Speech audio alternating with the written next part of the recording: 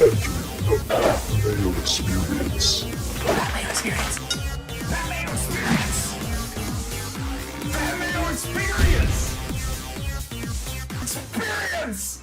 Welcome to the Pat Mayo Experience, presented by DraftKings Farmers Insurance Open Picks Preview. One and done. The betting preview. We got it all for you. If you missed the research show, that is already out on the podcast feed and up on the Mayo Media Network YouTube channel. So you may as well smash the like button of the video and please sub to Mayo Media Network. Turn on them notifications as well. Don't want to forget because we got an early DraftKings show coming this week. It'll be on Tuesday with Ben Raza and the tournament starts on Wednesday. So I totally forgot about it until Tambo told me that on Friday. I was like, oh yeah, they don't want to go head to head with football. Smart thinking.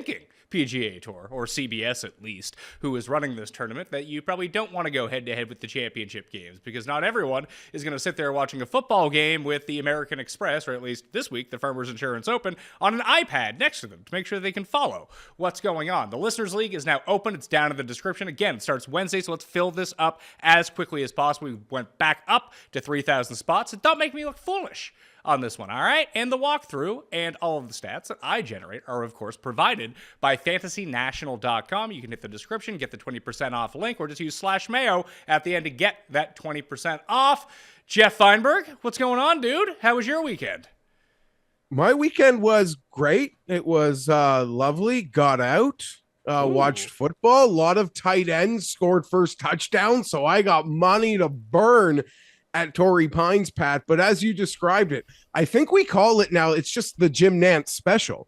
Like, Jim Nance had so much clout that, like, he probably opined about it for a couple years to the bosses, and then he finally said, no, we are doing this. I'm not letting some jabroni call the final round of Torrey Pines. I'm not letting someone else call the AFC Championship.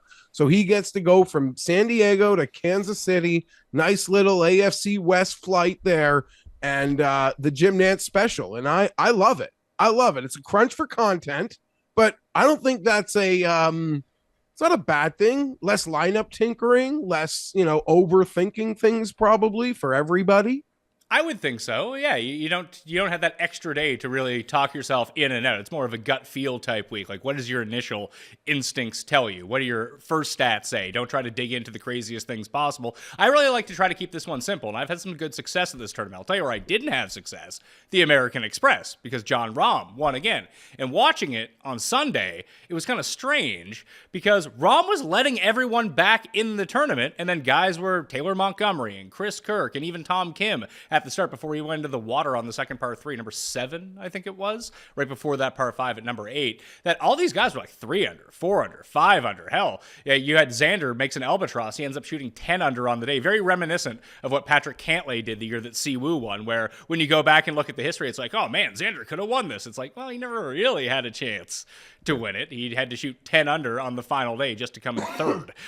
But Rahm was missing short putts for the first time all week. Davis Thompson was making bombs from everywhere until the 17th hole. We'll talk about that in a second. But Rahm ended up getting lucky on the final par 5 when his ball didn't roll into the death bunker. But outside of that, like, he was missing his 8-foot putts, just stuff that he was converting all week. But the moment he allowed everyone back in the tournament, and that was mainly due to the pars on the first 2 par 5s on the front 9, like, you got to take advantage of those ones, especially when you're already running away with it. The leaderboard clustered together, and then all those guys who were making birdies and making their runs must have looked at the scoreboard and be like, oh shit, Rahm is like giving us a chance here. Then they all melted down.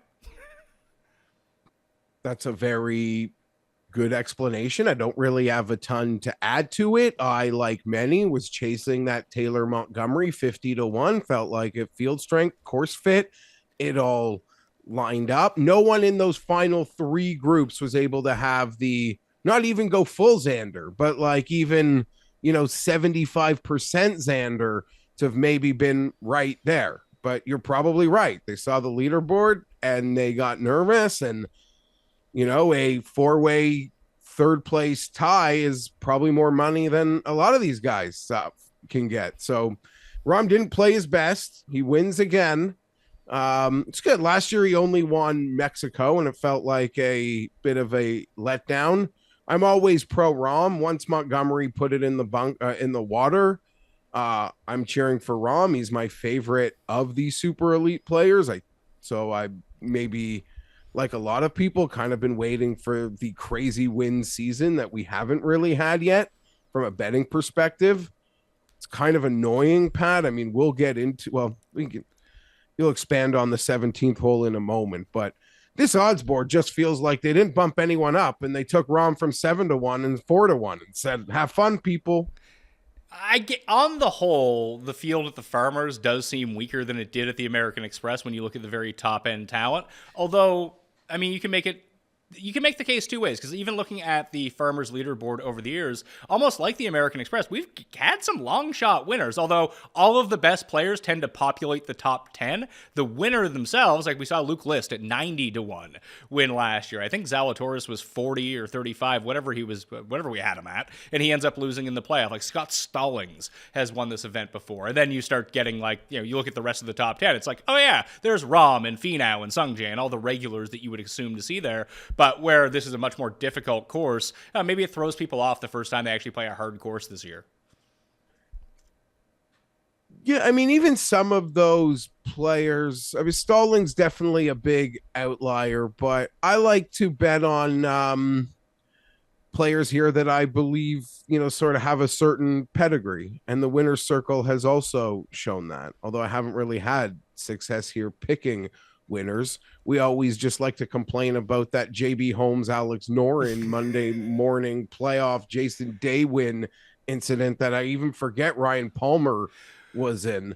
But I love Torrey Pines. I got my San Diego ties, La Jolla, Carlsbad. I mean, that's got my heart. So I this field, honestly, almost fell off the shitter. I wasn't in the mood. I kind of ignored everything last week. I didn't do the Friday field check. To not see Victor here really sucks.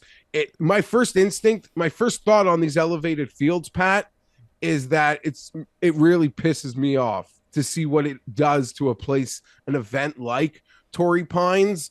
And it's just another reason for me to say, fuck you, Liv. Like, this is all Liv's fault. Wait till next week at Pebble Beach. Yeah, but that's already gone down the shitter. Like, we've traded Waste Management for Pebble Beach, like in terms of field and fun and excitement and good times. Like, Pebble Beach died, but there was a trade there. Torrey Pines isn't supposed to not die, but it's not supposed to be this. It's not supposed to be this. Hold on. We'll circle back to the field because the top end is still really good, but it is 156 players, so you get some dregs down at the very bottom. But maybe golf Twitter at the time during the U.S. Open in 2021, when Rahm won at this course, by the way, when you had all 4 rounds at the South course, not just 3, and then the easy North course to go along with it. Remember people were complaining about how this is such a boring course. Maybe the players feel the same way. I love it, but that's me. Yeah. No, golf snobs, golf architecture. They give this place a bad rep. I mean, without Tiger and his accomplishments here, it probably wouldn't be anywhere close to where it's believed to be. It's a boring course. A lot of the holes look the same. They didn't do what they should have done with the property for which the course lies. That is, I think, the main complaint. And a lot of that is probably fair. But again, I'm biased to the region and I'm biased to the Tiger Woods memories. So I love this freaking place. It's funny because you say that all the holes are similar. There's nothing really distinctive about them. And maybe it's that's what they say. Maybe it's the Tiger Woods effect of it all that I've just watched this course so many times, and having majors there really helps. But I can outside of gimmick holes at the American Express, for example, they've been playing at La Quinta in the stadium course for years now. Like the 17th, you remember because it's similar to the 17th at Sawgrass. That's really it. If people ask you to describe holes at the stadium course, kind of thing. Sony Open, how many of the holes can you be like, oh yeah, that's number 7, that's number 8. I feel like at Torrey Pines, you can almost rattle off not all of them from memory, but there are 6 distinctive holes that I remember. Like the par 3, number 3 is an amazing hole. Remember Billy Horschel trying to hit driver in the wind on it? Yeah. And I mean, back to your initial point, though, that leaderboard at that U.S. Open in 21 was incredible. What we were going to the back 9 with Rahm and Louis and Morikawa and Bryson and Rory and Brooks. It was incredible. It was incredible. So, people were like, oh, this course isn't great, but the leaderboard it usually gives us is spectacular. And it does for the visual, for lacking visual characteristics. There's something about this course that the best players seem to rise to the top of the leaderboard here. Even to look at it last year, when we go through the leaderboard, yes, List won, and listen, that was a fantastic day when Luke List can win any tournament. Beat Zalatoris in a playoff. After that, it's Rahm, Day, Tringali, who had a great year, a great 2-year run, really. Rose, Perez, Sungjae, Neiman, Aaron Rai. That was the top 10. That's a good top 10 for a field that doesn't sport 12 of the best 15 players of the world. Yeah, so whatever this course asks of it, and I like to bet golf, I like to watch golf, I don't pretend to I like to play golf poorly. I don't pretend to know course characteristics like a lot of other people. I wouldn't even fake it. But whatever this course demands of the players, it neutralizes shitty ones. And I like that in a golf course. I just want to see the good players on, Saturday this week, just coming down the stretch. And last year's Saturday was super fun. His list ended up closing early. His 65 was the best round of the weekend by far. And I had the money on Zalatoris and List. And Zalatoris he played it a lot how it felt like Rahm was doing yesterday, which is sort of akin to how Rory played the final round at the Open Championship. He didn't make any mistakes at all. He just hit it to the middle of the green, 2-putted for par every single time, and that just wasn't enough. Now, yesterday with Rahm, he stuck enough in close. Then you had those easy par 5s to beat up on. He finally ended up doing that on the back 9, and just everyone who was chasing him started to fall apart. The only guy who played really well on the back 9 was Higo, who birdied 7 holes in a row. Oh, yeah, caught some of that. I didn't watch a ton. I watched the end. I saw the ratings down 30% over year to year. I mean, that's kind of jarring, but I don't know. They haven't gotten me yet. So I imagine if I'm not watching, there's probably tons of people who aren't watching yet. And I'm obsessed with golf and love golf. And I'm one of the people that's still, I don't know, whether it's my own personal haze or whatever, but Torrey Pines, it's go time for me in golf. This tends to be the tournament, because it was always the first tournament that Tiger would normally play throughout the course of the year, that casual fans get back on board, where we have tournament champions, Sony and American Express is essentially a preseason for golf, especially for the casual fandom to get ramped up. I mean, it's going head-to-head with the NFL playoffs every single one of those weeks. Who really gives a shit unless you're really into golf? At least now, the smart move, moving it off Sunday to Saturday. You have Pebble next week. Then you get amped up for the conclusion of the Waste Management right before the Super Bowl starts. I think this is a great 3-4 week stretch, because you have Riviera after that as well. So it's going to be a lot of fun. But should we talk about Rahm for a second? How is he not the number 1 player in the world, considering he's won 4 of his past 6 starts? Yeah, so obviously we know it's kind of a flawed system, but it's a 2-year total. And that's stupid. Large events are... We have a 2-year sample. He's won the U.S. Open in that time frame, yet last week, Cantlay could have been number 1. What are we doing? Rahm is... If I had the first pick in fantasy drafts, I was taking Rahm over Rory and Scheffler, mainly just because that's a hard decision a month ago, and he's my guy. So I don't know why he's number 4 in the world. There's no eyeball test that has ever made him number 4 in the world for me. I get that how we perceive players and how we rank them are going to be off from the world golf rankings, because you said it's an accumulation, it's weighted, what matters, what doesn't. And yeah, I don't think there's a person alive who would have Cantlay above Rahm in their own personal rankings of who's better. But it just seems strange that he has legitimately won 4 of his past 6 starts and he hasn't moved in the rankings. Yeah. It's all very good points, Pat. I will say, speaking of the fantasy golf draft, obviously I had Morikawa as my first pick, so I got a second place finish out of him. More on him in a little bit, because he's in this field. But my final round pick, Geoff, Davis Thompson coming through. Huge. I don't even remember who I picked. I think I might have Buckley, so I wasn't sure if I got a good week last week. But all I really remember from that draft was, never mind. I just remember Pat Perry taking like laughable picks, and they've all turned out to be really good. Oh yeah. Like I made fun of a few of those picks. Hoagie in the second round. Oh, yeah, of course, he's like second in the money list. But this is Hoagie season. We're going to Pebble next week. This is Hoagie time. I don't know. Andrew Putnam's kind of playing well, but it's too early to, that's why I said never mind, because I can't comment on like you made fun of this pick and the guys finished like top 20 twice in these preseason events. It's not to say that they are preseason events. We got a great field last week. We got a great field of the tournament champion. I even thought I liked the Sony because I liked those types of courses, and I thought that field was pretty strong for what it was. You didn't have the ultimate star power up top, but you had like 10 to 15 guys. They're like, oh yeah, this is a good start of the tournament. This isn't like when we get to some point of the year where it's like, oh, there's like legitimately 2 good players in this event. We haven't had one of those yet, which is really nice. We're on debt. That's coming next week, right? Because we don't even have Burger anymore. I don't even know where that guy is. I mean, do you have Jewish connections that you can call around to see what's going on with Daniel Berger? I like that people do tag you. It's like, what's going on with Daniel Berger? Like, he's your pal because you're both Jewish. Spencer Levine too. You can get him in the mix. No, we're not friends. It doesn't work like that. We're not friends. I have no idea, to be honest. Did he go? No, he got drafted in our league. Someone obviously took. I think someone took him in the. I think Raza took him in like the 4th round or something like that, just not knowing what he was going to be like. So what? I mean, Spieth is going to maybe be like 8-1 next week if he's even playing. Cantlay usually plays. Oh, it's AT&T, so Spieth is playing. Yeah, Spieth will be there for sure. Spieth plays Pebble every year. It's a good course where you'll have Day. I mean, it would be the 3rd week in a row Day would play, but he usually plays Pebble Beach.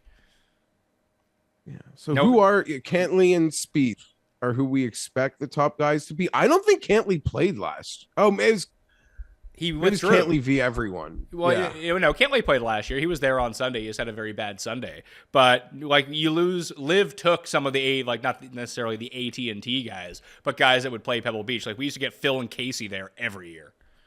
Yeah, but we used to get DJ, but he seemed to have bailed on that even before Liv, like a couple years ago, because he was doing overseas and stuff. Well, that's a good point because Saudi International is next week, and it does seem like there's PGA guys going to playing in that event.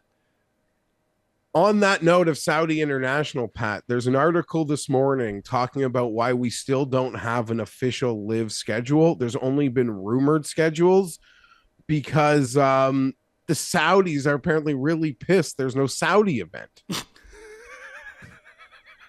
is from Bob Harang, I think, in SI. I read that article just kind of before we went on. Last year, they did that event in Jeddah, where Brooks won, and it felt like 7 people were there who could have easily just been support staff. But there's a scheduling issue that the players have already committed to Saudi International, and they don't want to go there twice. And I took from this article that it's players being paid tens and hundreds of millions of dollars by the Saudis don't really want to go to Saudi Arabia twice in a year. That's really what I took from this article. But imagine being so stupid to think you could take all that money from them and not go there twice in a year. So is it an Asian Tour event? Is that what we get next week? Does that mean we're going to have Liv and PGA guys and Euro guys all in the same tournament? Because that's kind of compelling. It's more compelling than what's going on at Pebble Beach. 100%. It'll be more compelling. The field's going to be amazing. And I believe that's exactly what's happening, but I'm not sure. But it does feel like we are going to get the trifecta of tours playing in one event. Well, I want to circle. Which now it seems fun. I just want to circle back to Rahm for a second. So 4 of 6 wins overall. He's won both of his starts so far in 2023, now coming to a course where he's experienced a ton of success. I remember when he won with that amazing eagle on the 72nd hole in 2017, we were just gearing up. I remember on the show, it's like, well, we'll just save Rahm for next week to unload the clip on him, and then he won the week early as a rookie. We see this a few times, like every few years, that someone comes out and just dominates the beginning of the year. This does feel different because it's Jon Rahm, but why is this different than when, let's say, Justin Thomas won TOC and Sony that year? It's like, well, Justin Thomas, no one's ever going to beat him again. Like, we know that people are going to beat him again, People are going to beat John Rahm. He's not going to win every tournament. I'm sure when Justin Thomas did that, there was tons of hyperbole also. But this just does feel like, yeah, when the number one player does it, it's like when the Chiefs get up 14-0, you're like, oh man, this might be a real shit show. Like when at least the player I perceive to be best in the world starts his season like this. Yeah. It's like, okay, maybe now we might finally get the 5-win and a major Rahm season that people like me have probably unfairly been expecting for more than a year. But winning is hard. And it almost goes to the point, Pat, complete 180 here for a moment. We are so hard on these guys when they don't win. And there's 50 opportunities for them to win in a year. And 8 or 9 of them are special. And 4 of them are super, super special. But the hate today, and we'll get into it on the football show, for Josh Allen just seems so unfair. Winning is hard. Winning is just really hard. There's only going to be one Super Bowl winner. Yeah, that's all. And we're so hard on some of these golfers. And they get 40 chances to win in a year. It's all week. It's all week to week, I guess, is all I'm really saying. That's what sports betting is. What did you make of Davis Thompson? I thought he handled himself pretty well. He was making a ton of putts on Sunday. He also made 3 eagles in 1 round at one point. The ball striking was excellent for him. But on the 71st hole, he basically makes the putt on the island green from 45 feet away, hits the pin, and doesn't go in. Now, I don't know if it would have went in if the pin wasn't there because it had a bit of speed to it. But then, it was an entire, you talk about, oh, this guy can't win because he hasn't won yet. It was the exact same discussion we had with Scheffler last year. It's like, well, the guy can't even win. Then he wins 4 tournaments in a row and wins the Masters. Sometimes it just takes getting over the hump. Once that happens, you're good to go. But this debate about the pin being in, the pin being out, do you care? Because Matthew Fitzpatrick just won by keeping it in. And it's not all just to do with how the ball rolls at the hole. I think some people just putt better when they see the pin in.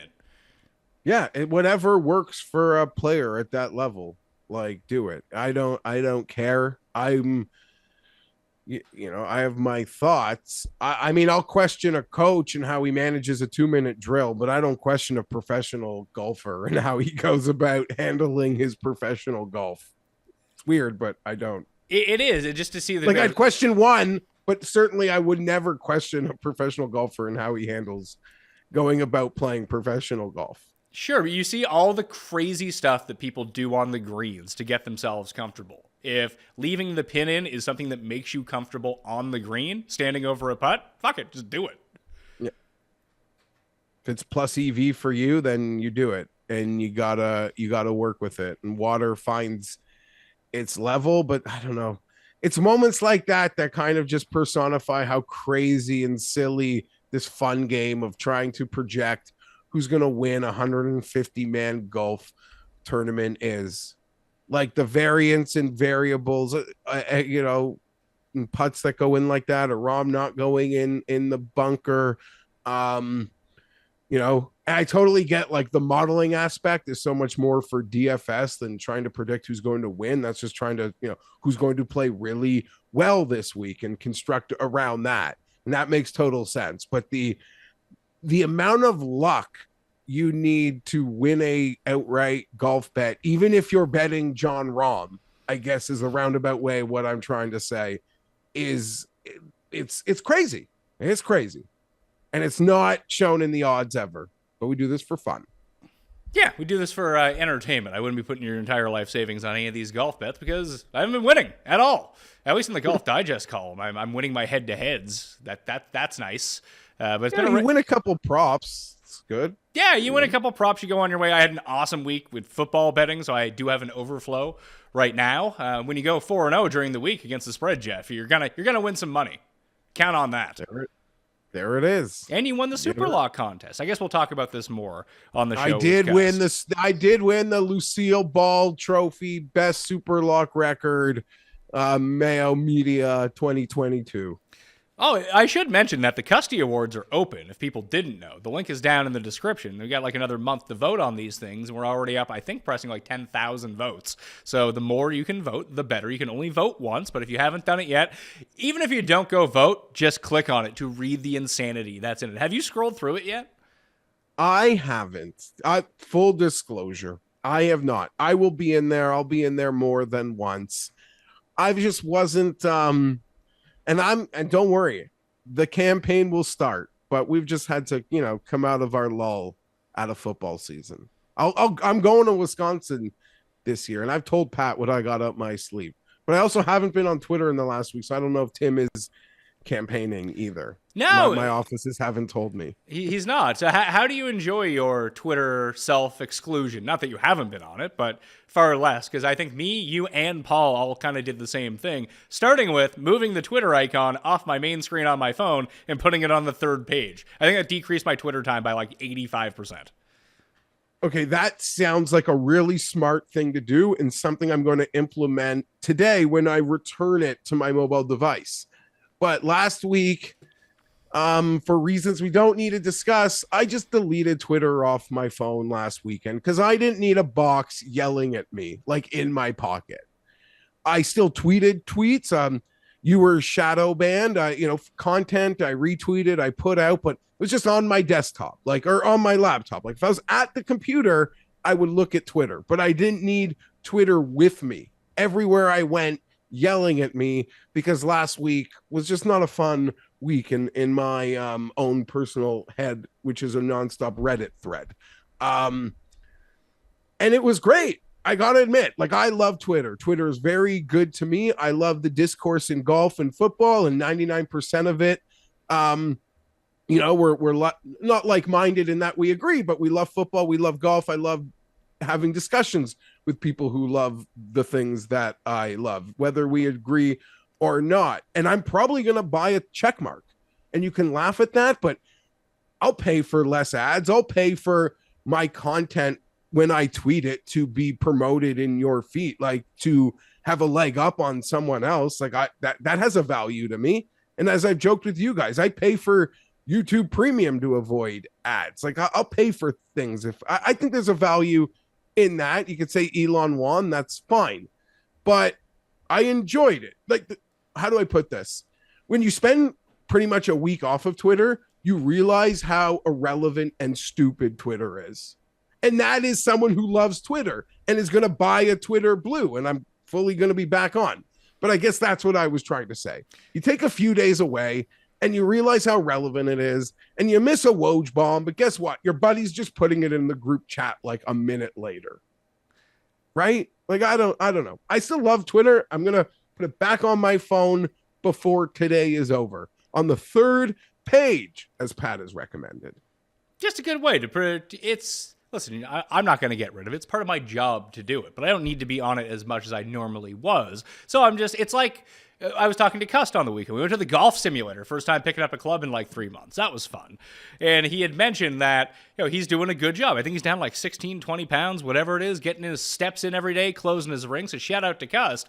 But a big part of it too was it was on a recommendation that I had made before my wife and I got married and lived together, because she just has snacks everywhere. I was like, you're like me. If you see a bag of chips, you're just going to dummy this bag of chips, and that's going to be the end of it. Just don't buy the bag of chips, and then you're just not going to think about it. If you don't have it in the house, you're not going to eat it. So we just stopped doing that, and all of a sudden he's not snacking anymore. Doesn't miss it, but when it's there staring you in the face, you're probably going to eat it. It's like Twitter. When it's on your main page, your thumb almost gets trained to press the button, your main 4 apps on the front page of your phone, that you just know where they are instinctively, and you just press on them even without thinking about it. You just move it a little bit, it throws you out of the loop, and now you actually actively have to go searching for it to get on it. So sometimes you have to protect yourself from yourself.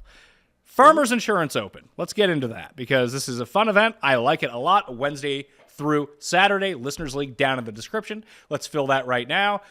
2-course rotation, the North Course and the South Course. The North Course is 500 yards shorter. It is far easier. You need to do some scoring on the North Course to make sure you don't bleed it all back on the South Course, which is where they played the U.S. Open, Torrey Pines South. There's Poana Greens at the South Course. You're going to get 3 rounds there. It's over 7,700 yards, the longest course in the regular PGA Tour rotation every single year. The North Course has bent grass greens, and I did just see, because Ulrich tweeted it out, Geoff, that Thursday, which would be the second round of the tournament, they're projecting like 35-mile-per-hour winds, which is always a lot of fun at a tournament like this.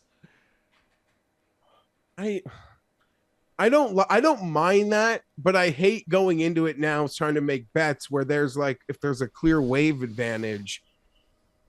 I don't like when the integrity of a tournament is at stake. And that's what rings in my head when I hear that. Despite it being fun from an entertainment television aspect, if there's a total wave, thing that makes going about early bets even harder in a short week, maybe.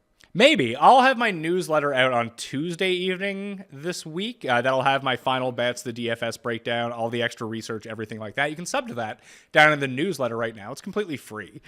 And I might hold off on too many bets. There's a number I didn't want to lose, 2 of them actually, so I went with it anyway. But the tee times aren't even out for this yet, so there's only so much that we can do, and the weather can change like that. And I really don't know how much wind affects one course over another, because guys are gonna be on the course at the same time, right? Because the field is split and they're playing 2 separate courses. It's a great something I didn't really correlate to the situation yet is true. They're all out there pretty much. There's no wave. There might be a course advantage, but wave advantage kind of feels irrelevant. Yeah. I could be dumb. I would guess if it does look like there is a bunch of wind on Thursday, I would like to target the guys that play the North Course that day. That's just, I don't know if that is, it's just because it's easier. That's all I would want to say. Because if it's super windy, we saw it. I mean, I think one of the most fun tournaments we ever watched was the Snedeker comeback when he finished on Sunday, and then everyone had to go take the course on Monday, and Jimmy Walker melted down. I remember Scott Brown, I think he shot 83 in the final round. Wai Yang, that was crazy. When you working in a sports office, like a newsroom, sort of a news pit where there's TVs everywhere and the sports being on is kind of just supposed to happen. It'd be weird if it wasn't on. I never hated when, say, like golf went to Monday, or even when I was in a full degen mode of like betting NASCAR and that shit would get canceled and moved to Monday. I'm like, great, it's just on the TV at work. Make Monday feel less of a Monday. It's funny because most of the memories I have about watching golf with you in particular are all those Monday finishes at the office. And then we could just go into the booth and record immediately after. But we had the Zurich one, where if it just lasted a little bit longer, we know Jason Day would have won. We had the Torrey Pines one, the Daniel Berger playoff against Patty Harrington. That was another one.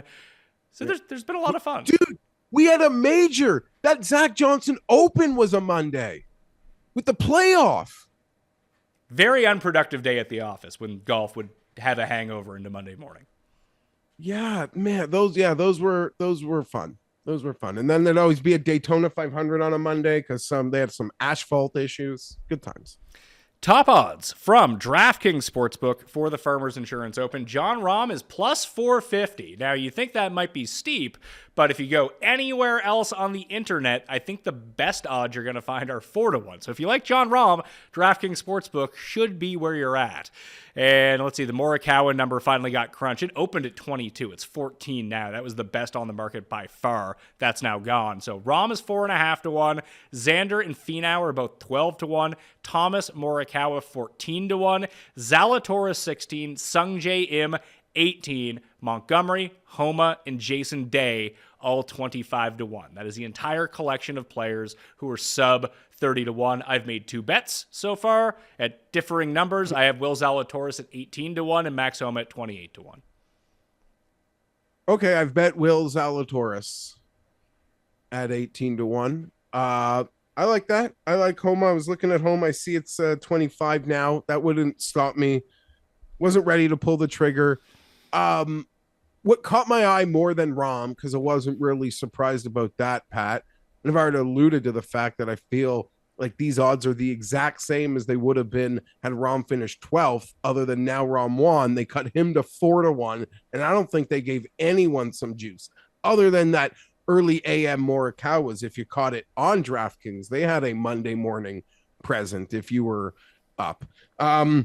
Jason Day, we're already like the jokes we were making at Christmas are already living out. I'm sure his Masters odds have gotten crunched with Rom, even without doing any. I don't want to say doing anything, but not doing what Rom does. And I just feel like Montgomery at that 50, we took the swing, caught Almost the number. Almost got it. In how silly golf betting is and how lucky you need to be, that was the right play. Just didn't get it. Couldn't catch it. Because, it's hard. I liked Montgomery more this week than I did last week, but I hate that this number is horrible. Like, I'd much rather bet. Listen, I don't understand, and maybe it's just due to the market and what people want to bet. Like, yeah, Jason Day is good. Taylor Montgomery, he's good. Obviously, they're good players, and Jason Day's won twice at this course. So obviously, we know that he can do well here, and he's playing a lot better. But how is Homa the same odds as these guys? Homa wins, and he wins in California a bunch. Yeah, Homa's perpetually disrespected in weak fields and strong fields and medium fields. There's always a case where that number does kind of feel like the most fair. And I say this too much, and maybe I should start betting Max Homa because I don't, and he's won a lot. Still, like one of my absolute favorite players, should be commissioner. Maybe I should get in the habit of betting him because he wins. Should he be the actual commissioner, or should he be like a commissioner in wrestling, like when Mankind was the commissioner of the WWF?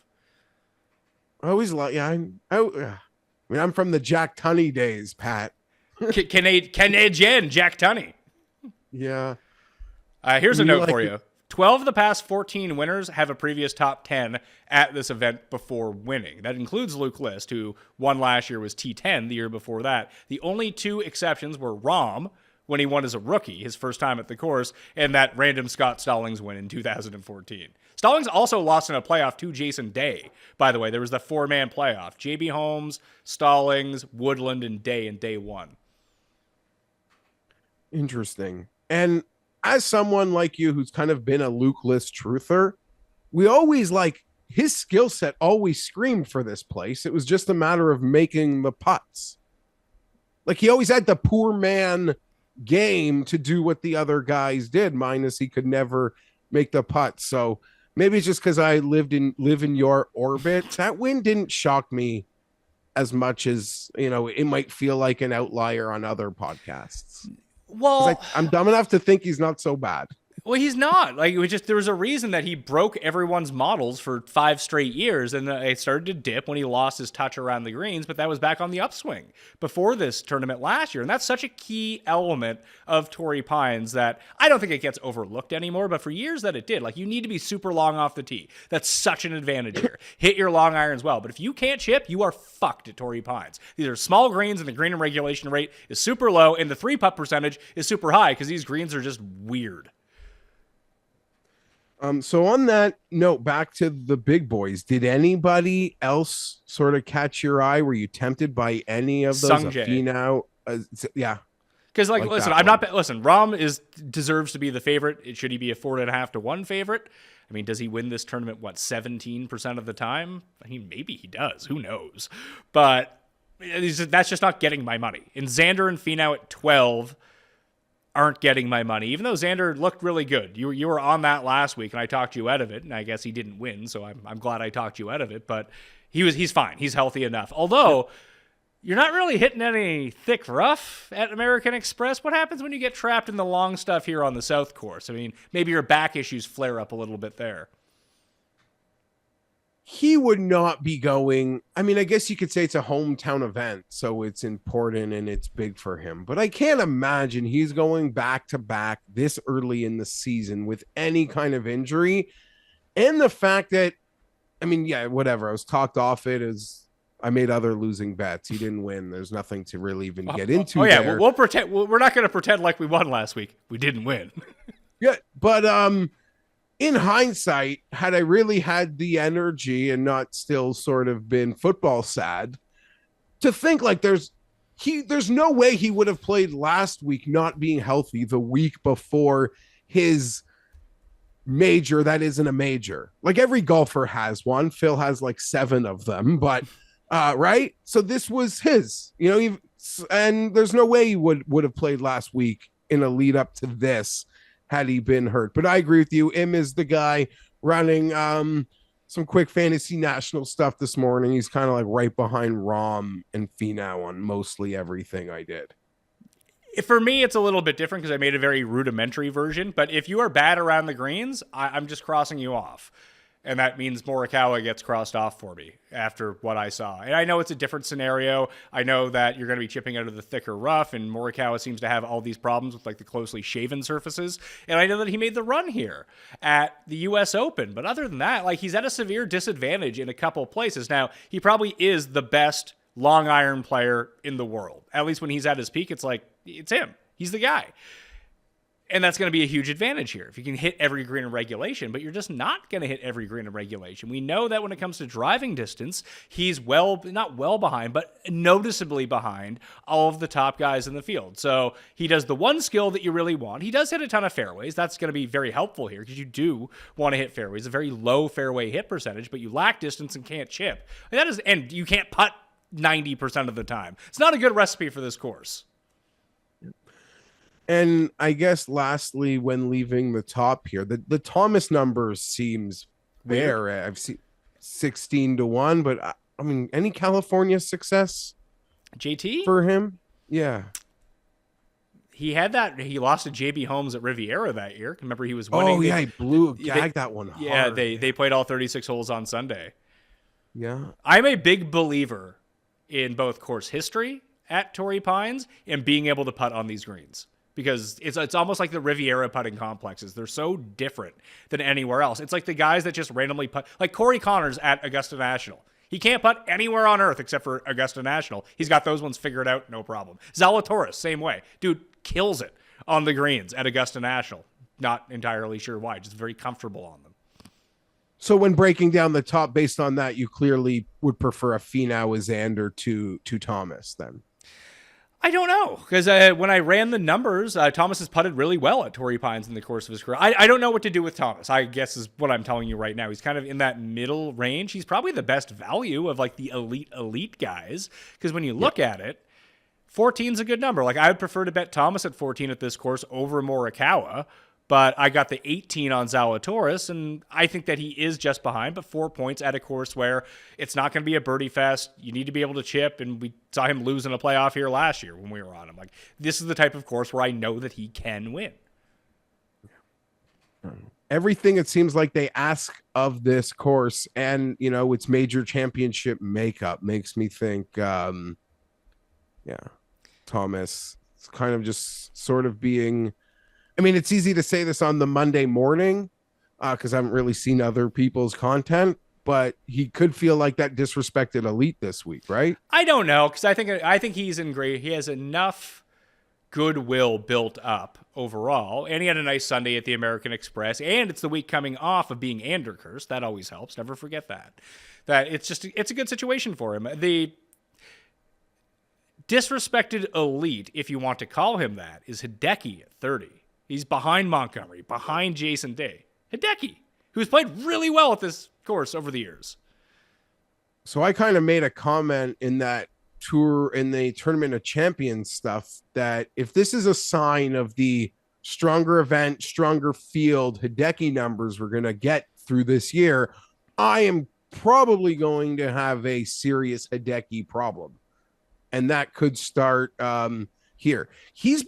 There was a couple years ago, Pat, he was like dead. He was just in almost one of his like lowest ruts. And he came to this place and didn't win, but he played great. He always seems to bring it here. I don't know. I could see Hideki popping at 35-1. I could easily make that bet. And I wouldn't even necessarily need great current form to want to do it. Here's the issue with Hideki. He hasn't gained strokes off the tee in any measured event since last May's PGA Championship. That's a real nuts. problem. That's weird. Yeah. Like, he's lost the ability to hit his driver. Well, distance is still there, but he has no fucking clue where it's going.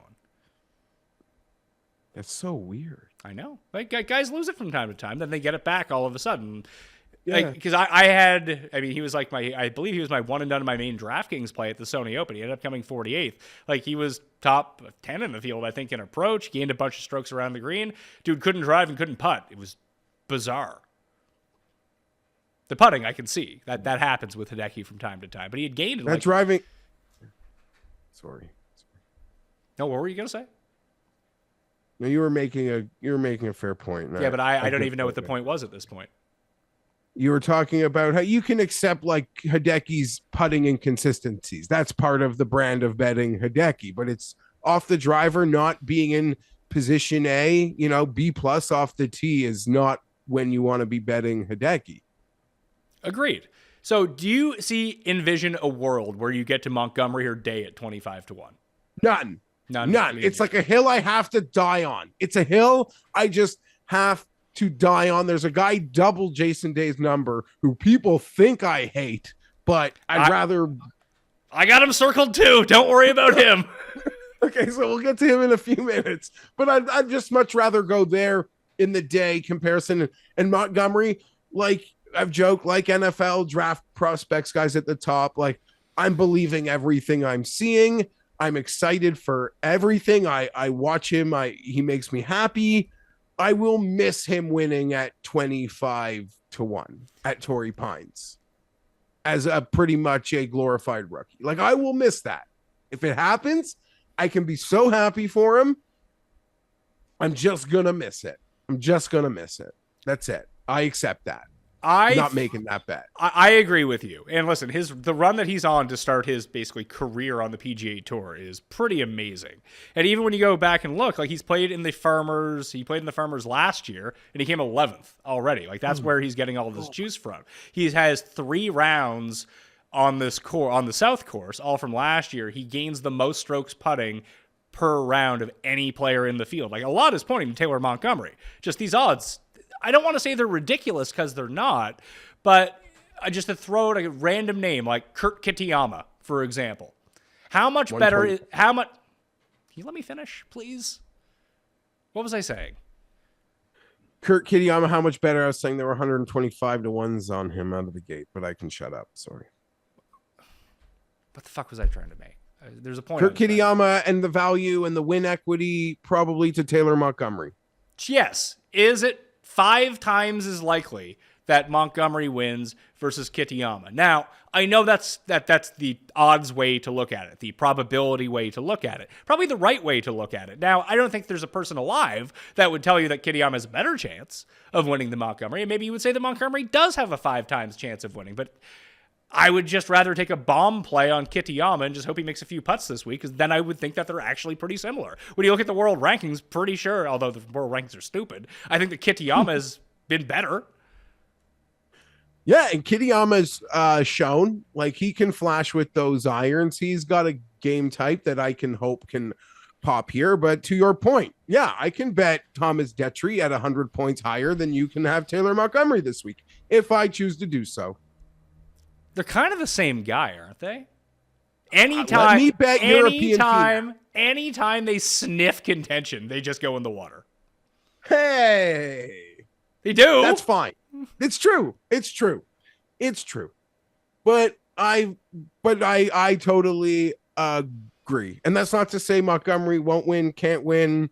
We finished 11th here as a rookie. I honestly didn't even know that as we were recording. I'm sorry I interrupted you, but I am happy I'm listening this week, because last week I don't think I was even capable of listening, and I think that showed in the recording. So I'm able to at least get us back on track when I have taken us off here. But yeah, no, it's just I can't make it. I'm happy for you if you win. At this point, I almost don't even know like if cheering for you to play bad so I can catch a number somewhere else is even like if that even exists. Like if this Taylor Montgomery, Pat, is in the Phoenix field, Taylor Montgomery finishes, let's call it 11th again this week. and in Phoenix, where it's going to be the best field of the year thus far in a full field, what will his odds be? Well, I can go to DraftKingsSportsbook.com right now and let you know what his odds are going to be. They are, let's see, where's Monty Burns. He's not listed in the field at the moment, but hey, he might end up getting him. We got some good CLV on our guys for Phoenix. Yes, we do. And I totally forget we live in a world where some books are posting elevated events in advance. I like that. I like that part of the landscape that we exist in now. I gotta say, I don't like these odds. I think that Tom Kim wins the Players. I think it's a perfect course for him.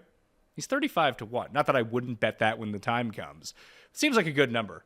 I think he'll be less than that, considering the future odds for the Players' Championship right now actually still include Bryson and Brooks, who are at 35-1.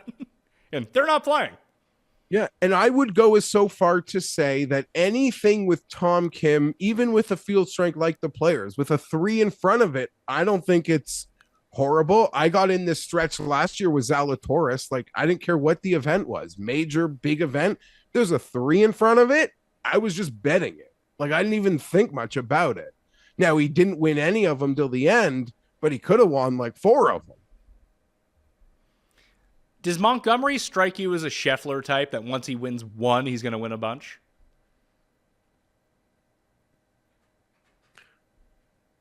I have no idea. No, did he have like some amazing second place in like the fall? Or he basically came top 5 in every tournament in the fall, or top 10 at least. Let's see here. Where are you at, Taylor Montgomery? 5th, 12th, 15th, 57th, 10th. I think it was the very first one. Maybe it was Sanderson Farms, where he was 9th at Sanderson Farms. He was 3rd. Yeah, he was 3rd to Willett and Homa at the Fortinet. Yeah, was that around like a holiday weekend? Because if you're asking me if he's going to be at like Xander, that was he just went partying on the Instagram the next week, and Scheffler goes home and plays cribbage with his wife. So I don't think they're the same. I don't know what winning an event will do. And this is me like being some very bad armchair psychologist, but this guy looks like he likes to get in it, which is awesome. So I don't know what a win's going to do to him. We know Scheffler wins. He goes home to play a board game. No offense. That's what happens. Did you see on Instagram Bryson got a new dog? Cute puppy. Gorgeous puppy. I've got my own. I've had these dogs for about 3 months, and they told us, listen, at the start, they're going to kind of be not well behaved, but they're not really going to show you their true personality. And now we're at like passing 3 months and seeing the true, its real personality, and things it's an animal, of course. So yeah, we're learning. We're learning. Likes kids' toys. 30 through 100. You kind of hit on the name. If you're going to bet Jason Day at 25, why aren't you betting Justin Rose at 55? I would almost argue you can't. If you're betting Jason Day, that is fine. But you also have to then bet Justin Rose. Like, to bet the lead without the back guy would be crazy to me. Now, I'm not going to bet the front guy. Like you, I'm going to bet Justin Rose. At least I believe. I haven't made the bet yet.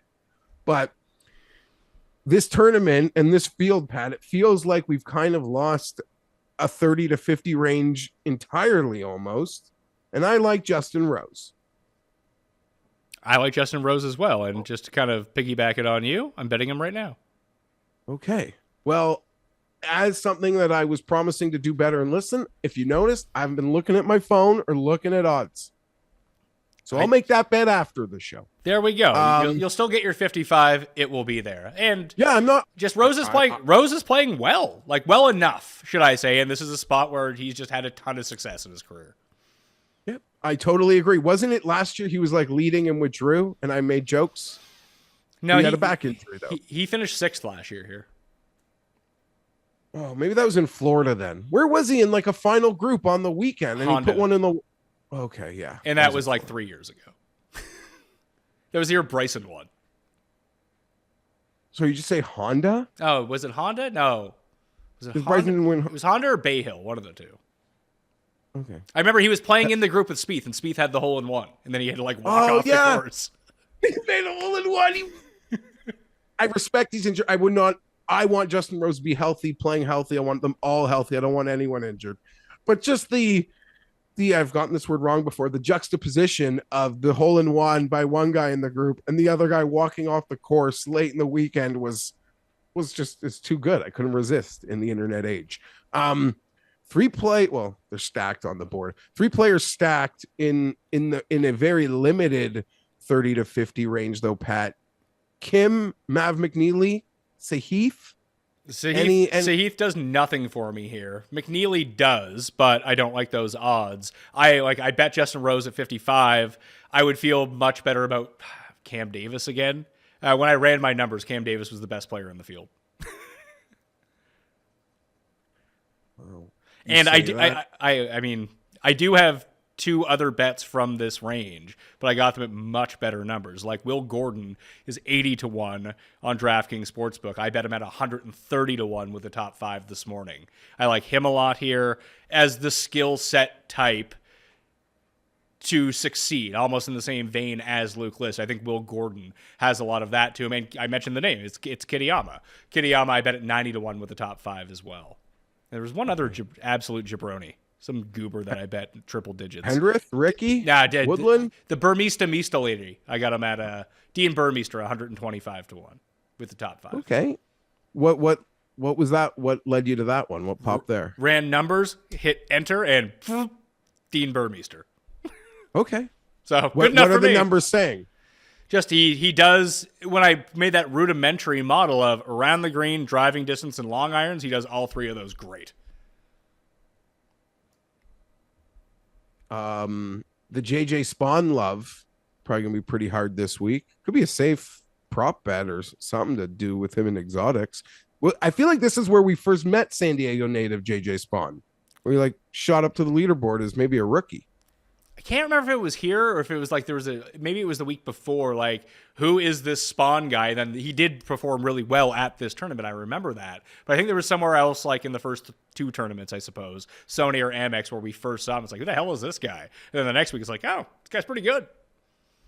I also am not mentally strong enough to bet Cam Davis 2 straight weeks, then come on this show and you tell me he's number 1 in your model. I don't have the willpower, I think, to not make that bet. So we're going for the hat trick of Cam Davis losers to start the season for me. I guess I have to join you.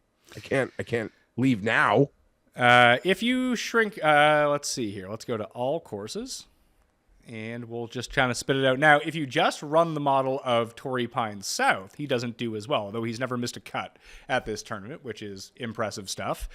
I would just weirdly prefer Rose than Davis this week. I don't know. I think it's just the history stuff, and I do see a trend upward in Rose's game at the moment. He's only got so many left in him, and he can be an old guy at winning this course. We've seen that. Yeah, Keegan's also been jumping, but I can't do that. Oh, you know what? After the American Express numbers updated, Cameron Davis is no longer number 1 in the model. He's number 2. Dean Burmeister's number 1. And Kitayama's 5, Rom is 4, Homa is 3. Like, you could go back to Davis Thompson if you wanted to, but dude can't chip. Like, that's a problem. It's a problem here. I didn't bet him last week. That's not something I'm interested in chasing. One. You know whose numbers are like amazing for this place? 2 of them. I mean, Dietrich rates out really well, but Kazire and Ben Ann. Dietrich's an auto for me. I hadn't really thought about Kazire at all as it pertained to Torrey Pines. I figured too, but that's just what the numbers are telling me. I don't know, guy always he'll make 4 birdies in a row and then find a landmine instantly. Did you see his new putting stroke? I know you've been off Twitter, so maybe you didn't see it, but no. that just kept populating everywhere. It was either Thursday or Friday. It's just like maybe pulls it back half an inch and just goes Gah! On short putts, just pushes it forward. Kept working, so who am I to judge? Love that. Well, I guess it just begs the ultimate question, Pat. Like, building a outright golf cart can be overwhelming, but if you pretty much ignore anyone over 60 to 1, maybe it just gets easier. Well, the way that and I mean, we'll get to this. So I have 6 bets in already because, tournament starts on Wednesday. Have money in my account. Why not waste it all? We'll see how we end up doing. But I have Kitayama, Gordon, and Burmeister from the low end. And then Zalatoris, Homa, and Rose. 18, 28, 55, and then 100, 125, and 130. That's how I have them separated right now. Like, I still have room for someone decent. Yeah, and I make my jokes. That doesn't mean I don't have like Detry 100 to 1 losers in my account ready to go at all times. And so other supporting losers. I've seen crazy discrepancies in Penrith's odds, like from 65 to 90, all over the map. I think it depends on your geolocation because DraftKings Sportsbook has Hadwin at 60 to 1. When I woke up this morning, there was a book that had him at 35 to 1. Now, I think 60 is a bad number on Hadwin. I don't know what the fuck was going on with a 35. Yeah. Oh, there's another Canadian. That was another thing I was going to mention was Hadwin is kind of in this. I like Hadwin, but this course doesn't feel like he should be with those guys. I don't know. Maybe he's got good vibes out of AMEX. When doesn't he? Hold on. When doesn't he have good vibes coming out of AMEX? Yeah, that's what I mean. So maybe that's just like a recency thing. I would never think, even if I saw Adam Hadwin play amazing at the American Express, and he played fine, but I would never think I want to bet Adam Hadwin at Torrey Pines. Like it would never click like that. He's on a pretty good run. He hasn't missed a cut since last year's John Deere. He was top 10 at the U.S. Open. He was top 10 at the Players last year as well. He had a nice little run after Genesis, hitting Florida last year. He missed the cut at this tournament last year. How has he played in this tournament in his career? Farmers. He has an 18th 2 years ago. He had made the cut every year until last year, but nothing better than an 18th. Remember Molinari used to play really well at this course? Like over the years, like he was the one short hitter who really did it well. But when you looked at what he did well statistically, despite being a short hitter, he was sort of like the advanced version of Griot because he would putt well every now and again. And he was really good around the green. So he had the 2 out of the 3. He hit his long irons really well from like 175 plus, and he could chip. And then just you see how he would run. Not that he ever won this tournament, but he always used to play well. He was on the shorter side of distance, but he was one of the few shorter hitters who just always gained strokes off the tee because he hit every fucking fairway. And Hadwin's just not as good as that. Yeah, I agree. There's not really any case. And I'm a pro Hadwin, but I'm not here for a case. And I don't think the books are like conscious enough to think that there's some heavy like Hadwin exotics or placing markets that they need to crunch the number on either. So this one, just like you, this one kind of stood out as, I don't know, felt weird. No point. If we're going to talk about guys we're not betting, well, maybe you are, I'm not, maybe Woodland, talk me Fowler. into it. Take it. You're high on Ricky this year. He never played well here, even in his like peak Fowler days. Another local guy. Anything like, would you looking like even to like excited to potentially even roster him this week? No. I think that there's a twofold combination of why Ricky does not play well at Torrey Pines. I don't think it's particularly suited well for his skill set, and I don't even really know what his skill set is at this point. He was very good at making birdies on Friday or Saturday at the AMEX, and he made like a quadruple bogey or something like that. And because he's still a Farmers guy, right? Oh, for sure, yeah. So he has all these weird obligations. You always have to look into that. And some guys, they're fine with, like Spieth has been someone over the years when he is the main guy and the sponsor, has to go corporate, shake hands, take the photos. He's actually done really well under those conditions, be it at Pebble Beach or is it the Byron Nelson or whatever the hell, the other one in Dallas that the AT&T used to sponsor. Maybe it was the AT&T Byron Nelson, but he's played well at those tournaments. Ricky I think this course doesn't suit him, and I think all the obligations just eventually get to him. Yeah.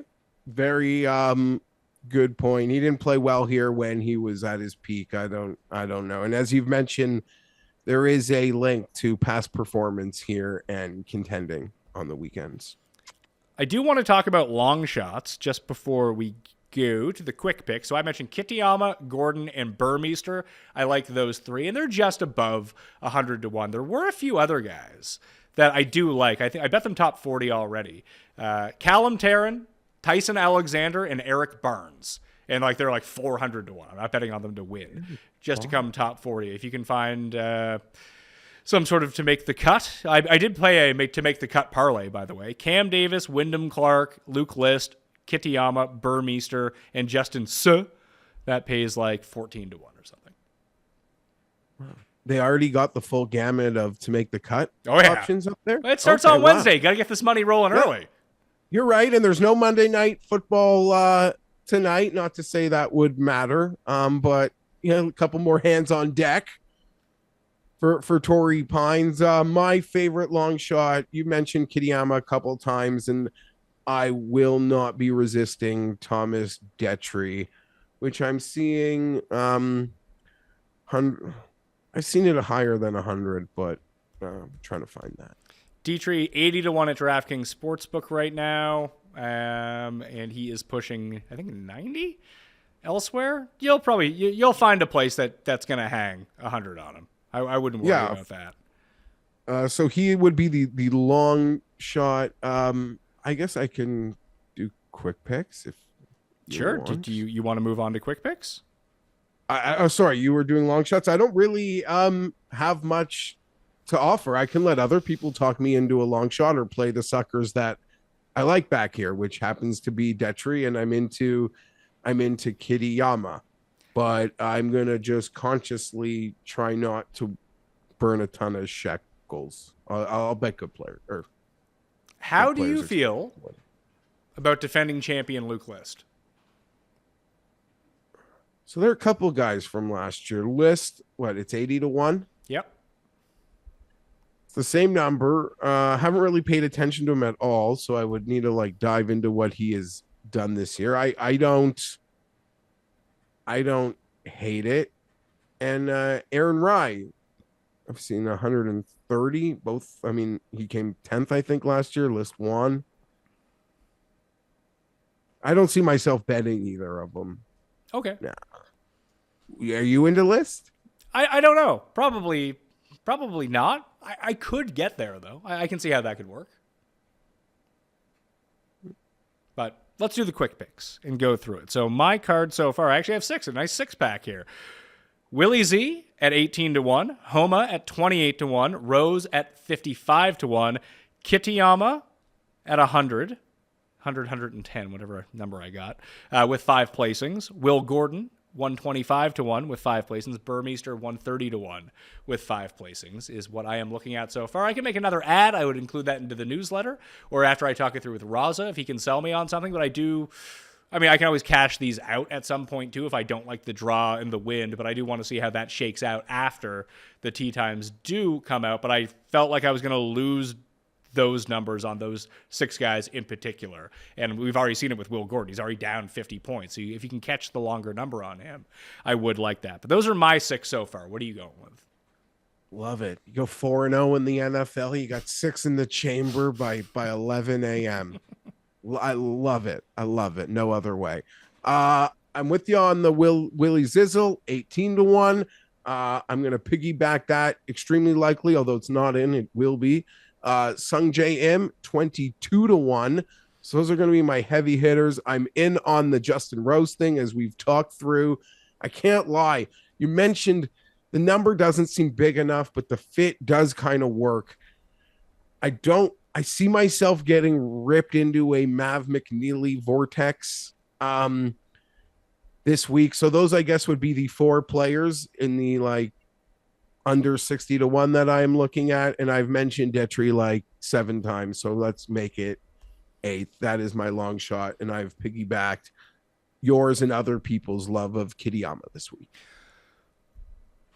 There is a tournament over in Europe, or I guess it's in the Middle East, but shout out to the Dubai Desert Classic. I would recommend that you tune into the DP World Tour Picks and Bet Show on Mayo Media Network. Tends to come out on either Monday nights or Tuesday nights. Now I completely forget. I think they switched up the schedule, but Tom and Sky both on Big Dick Vic Perez last week. What does he do? He wins. So they're the ones kind of cleaning up right now. Fantastic end of the Euro stretch last year. Off to a hot start so far in 2023. So if you want to know more about that tournament, that's where you need to go. How many, because Rory is plus 330 to win that tournament. How many Rory Rahm doubles do you think we're going to see this week? A lot of them. If Monday Morning Golf Twitter was an indication, a lot of them, what do they come out to? Like 19-1? Yeah, if that. Yeah, that seems pretty painful. Congrats. Seemed like a lot of people were on Vic last week, saw numbers as high as 55, as low as 35. Who cares? A win is a win is a win. And I know this is the end of the show, so I shouldn't do it. But if Rahm and Rory get 8 points in Rome, can the rest of the team do it? Yes. I think they're going to win in Rome anyway. I don't care who they have on their team. I've watched the Italian Open the past few years. Like, that is not a good course for the Americans. Yeah. Okay. Like, when the Euros set up their events, they set them up at courses where they can win. Exactly like how the Americans played Whistling Straits. They didn't play Harbor Town. Yeah, no, you're absolutely right about that. They're going to take them and they're going to put them in their trap. Their bear trap, so to say. Yeah, make the Euros in America play at an event where you can hit the ball as far as you want with very few consequences if you miss the fairway, and driving distance matters the most. When you're in Europe, make the Americans play at a course with very tight fairways where if you miss the fairway, you're absolutely fucked. All right. I'm already excited. Did I tell you I was looking at houses for the President's Cup in 2024? You mentioned it, and I'm really excited about that as well. So it's all happening. I got to work out a new contract with DraftKings or whoever at that point. But here's the thing. But I get the house sponsored. What I want to do is have an Airbnb that is a house that obviously I can stay at, but actually have my equipment in it too. Get them rigged up with good internet so we can load up stuff. And anyone that we know who is a content creator and has to do shows or podcasts or live hits or anything, it'll be close enough to the course that you can just do it from there. If there's nothing like media-wise at the facilities that you can do it from, I just think it would be a good hangout spot. And there's got to be a way where it can also be like a big sponsor play in that somehow. I mean, I get the President's Cup isn't the Super Bowl or the Final Four, but there's got to be a way. We're just in such a hyper niche world, and I don't know. The stats show people that watch golf bet on golf. The people that play DraftKings golf are affluent. It appears. Yes, that would be the more case. affluent than other people in the same sphere. So says the data, not me. The market research. Anytime you can include golf into your market research, you're going to find people that are richer than other people. It's a rich person sport. It'd be like if you looked at the polo demographics. Oh yeah, for sure. Like if you put your average, just even to break it down just into DraftKings pricing, because I mean, there's just people who play on DraftKings fantasy game. And they just play everything because they're really good at daily fantasy. They have that part figured out. It doesn't matter what the sport is. They understand the math behind it. Generally speaking, like betting on it, whatever it might be, if you just took your average PGA Tour bettor or DraftKings player and put them up against your average MMA or NASCAR, there's going to be a huge gap. Can I also mention to you, maybe I should have done this off air. Well, a trend maybe you have noticed, but that I've even seen like written up a bit. It's a new trend in golf where some of these equipment companies, Pat, feel that content creators are better people to sponsor them than pro players. I would agree with that. I think that actually makes a ton of sense. So shout, and that's happening. Get at me, TaylorMade. And yeah, call Pat, all of you. But yeah, no, there's all of the sort of, it's a big thing now. All of the sort of golf podcasts with, super reach have been equipment companies are running to latch on. Well, we'll get there. We'll get there. But it's a trend that hopefully works out for us and Tim's never-ending driver exchanges. Tim can have 80 drivers by the time the season's over. But no, it makes a lot of fiscal sense too. Like to get your equipment on the side of Xander Schauffele's hat is going to cost you how much money? Millions, right? On a multi-year deal. How much would it cost for Pat Mayo to talk about this new Callaway driver that's coming out? Hopefully millions. Not going to be millions. We'd love to talk about that new paradigm driver a lot. With forgiveness. No, that was, yeah. They were mixing up brands, maybe, but maybe they can get Pat on the research team. This is also the part of the year, Pat, where anyone who bought new golf equipment last year regrets it because it's like everything is like brand new again. Oh, my Facebook marketplace is full of people selling clubs at the moment. I guess that's a thing, right? Yeah, it's just like you need a treadmill right now. Go hit up what I guess Craigslist, Facebook Marketplace, whatever it is. Those $5,000 treadmills are like $500 now. If I had room. I love it on Sundays so far during the playoffs because I usually come to the office to watch football because there's 8 games on at once. I have 8 TVs on a wall. When there's one football game on at once, I can get the double screen on the go and just jog for like an hour and a half. It's fucking fantastic. I feel great afterwards. And I love football, but single game football is like, it's